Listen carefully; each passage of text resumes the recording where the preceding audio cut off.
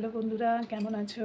আজকে আমার রেসিপি হচ্ছে কাতলা মাছ ফুলকপি আলু দিয়ে, যেটার মধ্যে কড়াইশুঁটি পড়লে ওটা আরও টেস্টি হয়। এই রেসিপিটা আমার মায়ের থেকে শেখা। আশা করছি তোমাদের সকলের ভালো লাগবে। ভালো লাগলে লাইক, শেয়ার, কমেন্ট করতে ভুলো না। সঙ্গে থাকো, চলো দেখে নিই কীভাবে বানানো যায়।